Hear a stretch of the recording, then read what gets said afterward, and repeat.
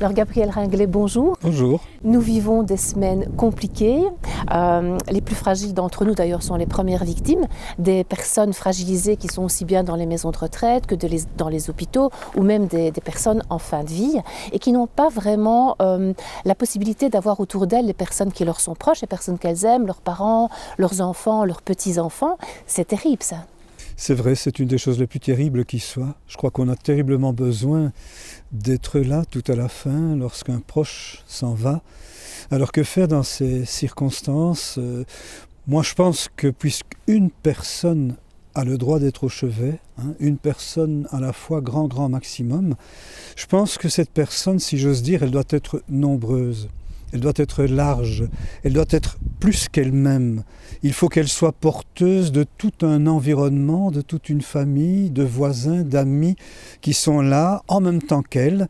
Alors il y a une manière de rendre cela très concret.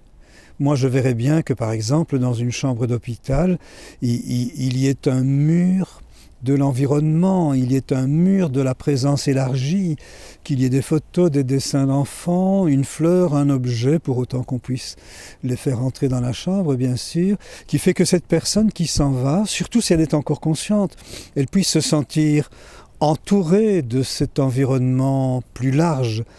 Et parallèlement, parce que je pense que c'est aussi très dur pour ceux qui restent, de voir le proche qui s'en va tout seul au loin, ou en tout cas presque tout seul, c'est que quand nous restons à la maison, nous soyons aussi en communion très étroite, très intime avec celui qui s'en va. Qu'au même moment, quand il reçoit une visite, cette visite soit élargie parce qu'on lui rend visite, peut-être par téléphone, peut-être par d'autres moyens, si la personne est encore consciente, mais en tout cas, poétiquement, mentalement, il faut qu'il y ait une grande présence et chez soi et sur place. Est-ce que les réseaux sociaux, alors tout à coup, auraient un but positif ? Je pense que les réseaux sociaux, dans ce cas-ci, comme toujours, c'est le meilleur et le pire. Et ici, ça peut être le meilleur, ça peut être une formidable manière, je pense, d'être en communion les uns avec les autres. Il ne faut surtout pas hésiter.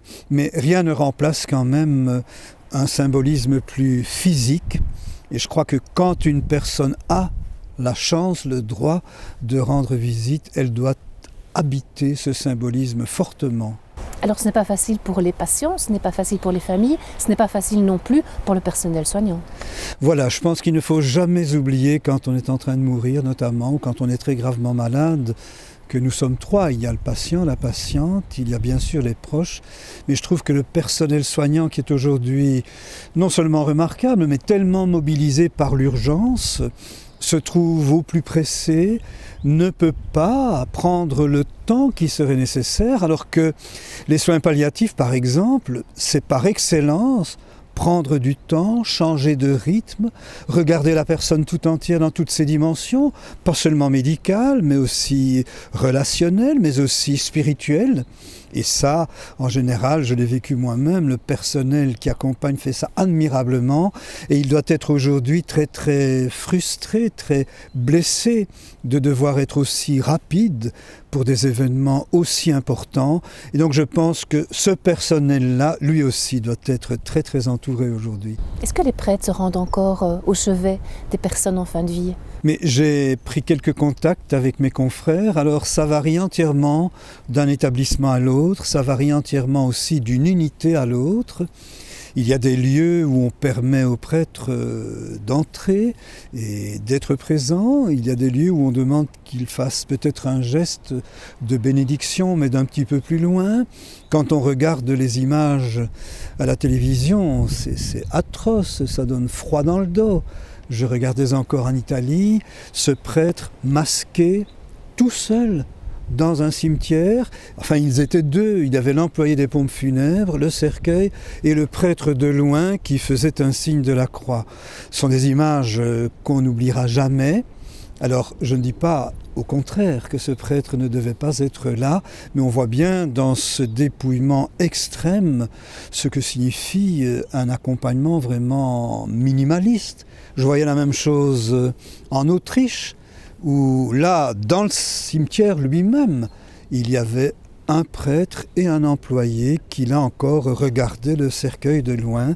Je pense qu'il est bien que là où c'est possible, les accompagnants, prêtres ou non prêtres, puissent apporter vraiment une parole de réconfort. C'est tellement indispensable. Alors nous savons que pour vous c'est super important d'avoir des gestes qui accompagnent par exemple les funérailles, d'avoir des rites, d'avoir des symboles. Comment est-ce qu'on peut faire aujourd'hui ? Alors là, c'est une question clé pour moi parce qu'un drame s'ajoute à un drame, une souffrance à une souffrance. Non seulement on ne peut pas accompagner la personne en fin de vie comme on le souhaiterait très directement, mais quand elle n'est plus là, on ne peut même plus d'une certaine manière l'accompagner symboliquement au sens où les funérailles quand même c'est la fraternité. Ce ne sont pas que les proches, ce sont aussi les voisins, ce sont aussi les gens du monde du travail, du monde des loisirs. On vient là pour se réconforter. Et Dieu sait si des funérailles, lorsqu'elles sont vivantes, lorsqu'elles sont pleines de tendresse, apportent non seulement un réconfort, mais construisent l'avenir de celles et ceux qui restent. Aujourd'hui, rien de tout cela, des funérailles minimalistes. On peut être quelques-uns, et encore, on a vu les toutes récentes directives à l'extérieur. On ne peut plus être dans l'église. Alors que fait-on ? Moi, ce que je propose, c'est qu'on continue, même quand on est une poignée, à préparer, vraiment préparer. Choisir des textes, une musique, une chanson, une photo, pour ceux qui sont là, à quelques-uns. Mais que ce soit aussi transmis à ceux qui restent au loin. La plus large famille, les voisins au sens large du terme. Et pourquoi pas, ça ce serait vraiment pour moi l'idéal, que tous ceux qui en temps normal se seraient rendus à ces funérailles et qui habitent là et là et là et là et peut-être même à l'étranger, dans 20, dans 30 lieux, que tous ces gens-là, au moment de l'enterrement, au moment de l'incinération, puissent à distance, mais en direct, communier avec la poignée de ceux qui sont sur place, et donc avoir en quelque sorte, qu'on soit laïque ou chrétien, ou d'une autre religion, avoir en quelque sorte une célébration chez soi qui correspond à la célébration qui a lieu au cimetière. Je vois comme une gerbe de lumière. On pourrait avoir dans chacun des foyers une bougie qui s'allume, regarder le portrait du défunt, lire en soi, dans l'intimité de la famille, un texte qui sera lu sur place au cimetière, et que donc il y ait là une sorte de large couronne, une communion entre le lointain et le proche. Communion des cœurs, quoi. Une communion des cœurs, une communion des esprits, une vraie communion spirituelle. Je pense que ça aurait vraiment plein de sens. Est-ce que vous pensez qu'on va retirer quelque chose de positif de toute cette période ? Mais nous allons peut-être mesurer à quel point la fragilité, elle nous appartient, à quel point la fragilité, et on l'a bien vu dans certaines formes de solidarité, est une force incroyable. Ce que j'ose espérer, c'est que ce qui se sera traversé, et qui est encore loin d'être complètement traversé, va nous amener peut-être à regarder notre vie quotidienne autrement, à regarder le temps autrement, le travail autrement, la créativité autrement.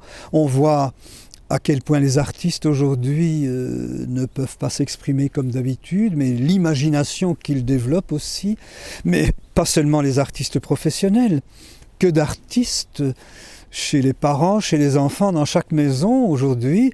Ça c'est une chance remarquable. Est-ce que cette créativité restera au rendez-vous ? Je le souhaite de tout cœur, et d'une certaine manière, peut-être que ça va changer l'école, ça va changer les études, ça va changer le monde du travail, le monde des loisirs, pourquoi pas ? Merci.